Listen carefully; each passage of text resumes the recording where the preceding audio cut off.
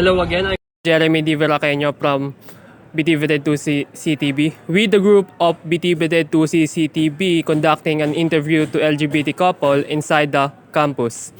And they'll be introduced and interviewed by Miss Balauro and Miss Kapokyan. Hello everyone, I'm Jeremy Di Veraqueño. I am Marcus Aurelius Cañeta. I'm Christian Nicole Castillo. I'm Mia Syra Odigorio. And I am Denny Rose M. Balauro. And I'm Carissa Joy B. Kapokyan. Mary Joy B. Ambrosio. Mary J. Lucero Acala. And Rain Erzel S. Montebon. And we are BTVD2C CTB.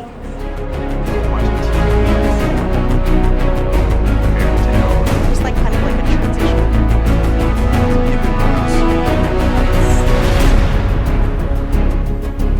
Ma. Okay. I'm sorry. Sorry. Sorry. Sorry, I'm gay. Sorry, I'm lesbian. Sorry. Sorry. I'm trans. Sorry, I'm queer. Sorry, I'm different. Sorry. Oo na. Sir Dante!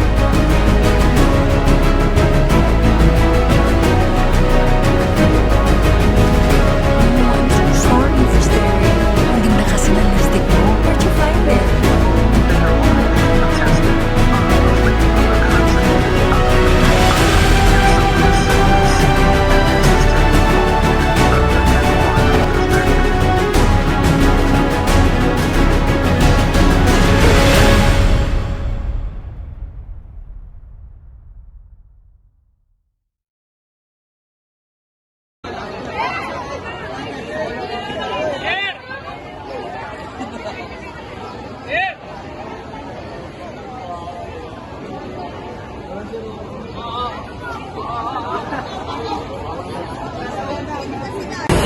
Good day everyone. I am Denny Rose Balauro, the interviewer and my partner. Carissa Joy B. Kapokyan. So, ngayon naman po, sisimulan na natin ang pag-i-interview sa kanila. Ano pong name nyo? I am Ella. And, Aileen. so, sila po yung LGBTQ partners na i-interviewin natin for today.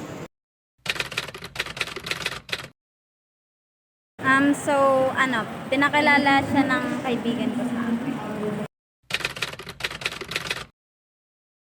We've been together for 4 years and 3 months. So, matagal na po pala kayo. Yes. Stay strong po. So, I will ask you, are you comfortable with my family? Yes. Kasi parang anak na yung turing sa akin ng mama mo. Ganun. Then, close naman ako sa mga kapatid mo. Ikaw, are you comfortable with my family? Siyempre, oo, kasi ganun nga din, si Nanay Weng, your mother, close din naman kami, tsaka ng mga kapatid mo and kuya mo. If you had to, would you pick me over your family? Parang hindi naman kasi kailangang mamili. Pares ko kayong pipiliin. Ayun, ikaw, if you had to, would you pick me over your family? Katulad ng sayo, mahirap pumili and then parang part ka na din naman sa akin. Bakit pa ako mamimili kung pare-pareho ko naman kayong mahal?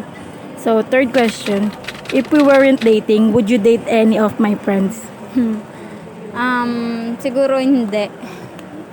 Hindi, parang wala sa ano ko kasi, parang pangit tignan, ganun. Basta hindi. Ikaw, if we weren't dating, would you date any of my friends? Sa akin hindi. Kasi, I don't find anyone attractive other than you. And if someone better comes along, would you leave me? Hindi. No, kasi marami na tayo na pagdaan ng problem, then kinaya naman natin, tapos ganun, hindi. If someone better comes along, would you leave me? Of course not. Kasi ikaw na yung better sa akin eh.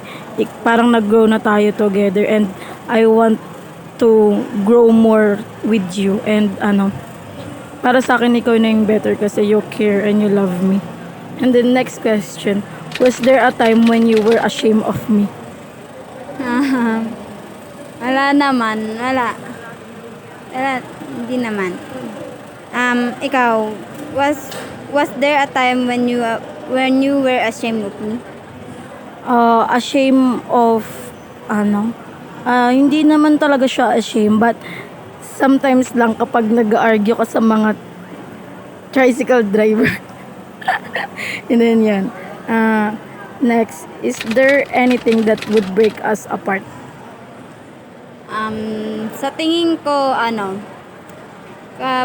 wala naman.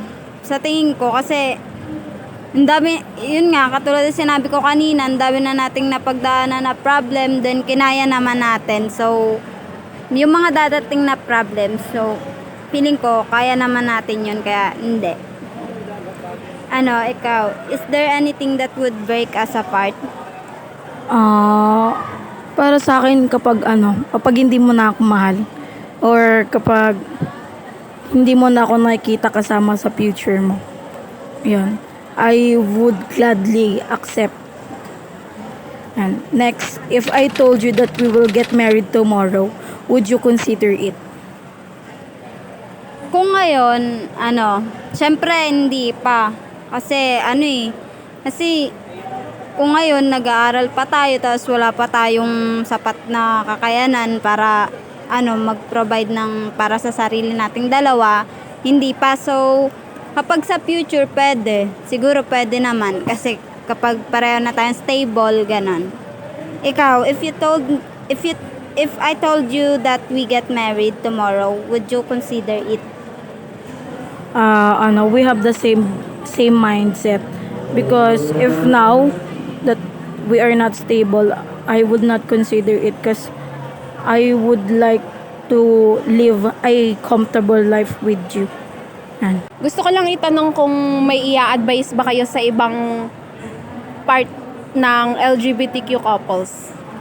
Para sa akin, ang masasabi ko lang sa kanila, be confident. Kahit sino man yung kapartner mo, basta mahal mo, ipaglaban mo. Ikaw naman po. Sa akin, kahit na maraming nag-judge, continue lang yun. Kung if that's what your heart and mind wants, bakit hindi mo ituloy? Hayaan mo sila na i-judge ka, basta alam mo sa sarili mong masaya ka. Maraming salamat po. Thank you po sa participation nyo. Mabuhay po kayong mga LGBTQ.